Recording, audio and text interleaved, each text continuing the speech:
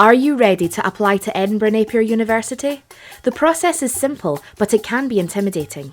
Here's our step-by-step guide. You'll need to apply through UCAS for all full-time undergraduate courses.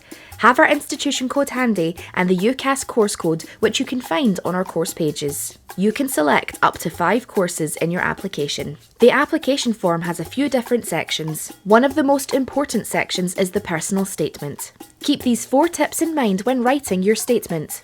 1. Let your personality shine. Tell us why you're passionate about your course and how we can help you achieve your goals. 2. Honesty is the best policy.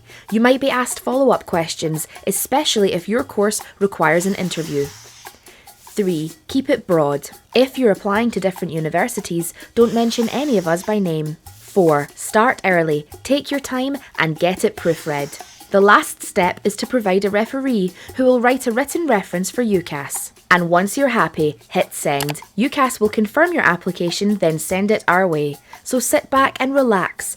Our admissions teams will be in touch via UCAS Track. If you're successful, we'll invite you to a subject-specific offer holder day early in the new year. And remember, we're here for you. So get in touch if you have any questions, and good luck.